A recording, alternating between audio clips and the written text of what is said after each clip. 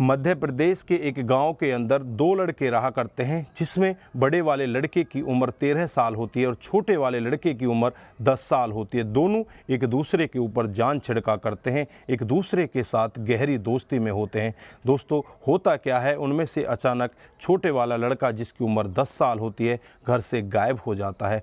गायब होने के बाद घर वाले बहुत ज़्यादा परेशान हो जाते हैं। परेशान होकर नज़दीकी पुलिस स्टेशन में अपने बेटे की गुमशुदगी की रिपोर्ट दर्ज करा देते हैं। उसके बाद पुलिस भी अपने कामकाज में लग जाती है। लगभग 8 दिन का समय ऐसे ही बीत जाता है और 8 दिन के बाद जब पुलिस खुलासा करती है तो एक ऐसा चौंकाने वाला खुलासा होता है जिसे सुनकर हर कोई व्यक्ति दंग हो जाता है। हर कोई व्यक्ति सोचने के लिए मजबूर हो जाता है कि आखिरकार इतनी छोटी उम्र में बच्चा इतना बड़ा शातिर क्रिमिनल कैसे हो सकता है। दोस्तों, वहाँ पर बात कई तरह की चलने लगती हैं। उस लड़के को कहा जाता है कि इसको तो बड़ी वाली जेल में भेजना चाहिए, इसने तो बहुत बड़ा क्राइम किया है। दोस्तों, अगर आप भी पूरा मामला सुनेंगे तो एक बार के लिए आप भी सोचने के लिए मजबूर हो सकते हैं। आइए दोस्तों, जानते हैं पूरा मामला क्या था। नमस्कार, जय हिंद। आप देख रहे हैं APH न्यूज़ राहुल रावत के साथ। तो दोस्तों, आज की जो हकीकत की घटना आपको बताने जा रहा हूं, मध्य प्रदेश के जबलपुर के बलखेड़ा गांव की हकीकत की घटना है। यहां पर राजा नाम का एक लड़का जिसकी उम्र 10 साल होती है, उसी का एक दोस्त जिसका नाम किशोर होता है, उम्र 13 साल होती है। दोनों में बहुत ही अच्छी गहरी दोस्ती होती है और उन दोनों की दोस्ती इस कदर आगे बढ़ जाती है, एक दूसरे के घर आया जाया करते हैं। ऐसे ही धीरे धीरे समय बीतता रहता है और जो किशोर होता है वो राजा की बहन से बातचीत करने लगता है और बातचीत इतनी आगे बढ़ जाती है, एक दूसरे के प्यार प्रसंग में आ जाते हैं। इस सब वाक्य होता है जब राजा को किशोर के बारे में पता चल जाता है कि ये तेरी बहन के साथ प्यार प्रसंग में है। इधर जो किशोर होता है हाथ जोड़कर राजा से गलती मांगने लगता है, उससे माफ़ी मांगने लगता है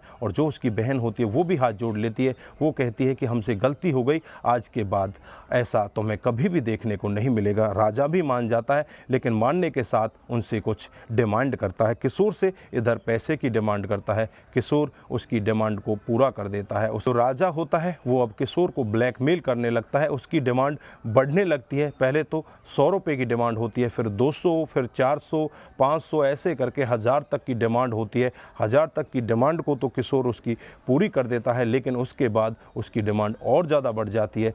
वो किशोर से कहता है कि मुझे एक एंड्रॉयड फ़ोन चाहिए, अगर तुमने एंड्रॉयड फ़ोन नहीं दिलाया तो तुम्हारे बारे में सबको बता दूंगा। अब किशोर बहुत ज़्यादा परेशान हो जाता है। परेशान होकर वो एक निर्णय लेता है कि क्यों ना इस राजा को ही रास्ते से हटा दिया जाए। इतनी भी बहुत ही छोटी उम्र होती है, लेकिन इतनी छोटी उम्र में वो इतना कुछ सोच लेता है। उसके बाद 5 मार्च 2021 का वाक़या होता है, जब राजा को किशोर कहता है कि चलो हम घूमने के लिए चलते हैं। फिर अपने घर से 25 किलोमीटर दूर एक नर्मदा नदी पड़ती है, वहाँ पर चले जाते हैं और वहाँ जाने के बाद जो किशोर होता है राजा के सर पर एक डंडा मार देता है, जिसकी वजह से राजा की वहीं पर मौत हो जाती है। उसके बाद इसे एक नाव में बैठाता है और नाव को ऐसे ही नदी में छोड़ देता है और वहाँ से चुपचाप अपने घर की तरफ चला आता है। और घर आने के बाद किसी को कुछ नहीं बताता। जैसे ही घर वाले देखते हैं कि शाम हो चुकी है, लेकिन राजा अभी तक घर पर नहीं आया। घर वाले बहुत ज़्यादा परेशान हो जाते हैं। इधर उधर आसपास के लोगों से भी बातचीत करते हैं, लेकिन कहीं से भी राजा का कोई अता पता नहीं लग पाता। उसके बाद नज़दीकी पुलिस स्टेशन में पहुंच जाते हैं। वहां जाकर पुलिस को सारा मामला बताते हैं। पुलिस गुमशुदगी की रिपोर्ट दर्ज कर लेती है।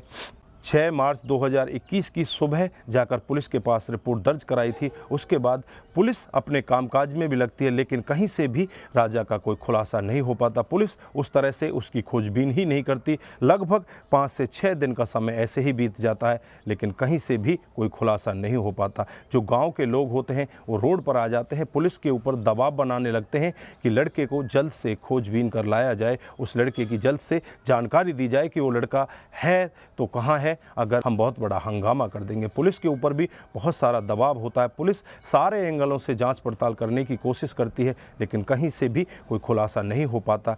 सारे एंगलों से जांच पड़ताल में लगी होती है, कहीं ऐसा ना हो इस बच्चे का अपहरण कर लिया जाए। लेकिन उसके घर की बैकग्राउंड देखी जाती है तो बहुत ही गरीब परिवार होता है कि इसका अपहरण कोई कैसे करेगा। अब पुलिस यहाँ पर भी पीछे हट जाती है, यहाँ पर भी उसे ऐसा एंगल नहीं दिखाई देता कि उसका कोई अपहरण करेगा। फिर गाँव के ही कुछ व्यक्ति बताते हैं कि राजा को किशोर के साथ देखा गया था। अब पुलिस तुरंत ही बिना कुछ सोचे समझे किशोर के घर का रुख करती है। जब किशोर से पूछताछ की जाती है तो किशोर वहाँ पर एक बहुत बड़ी कहानी बताता है।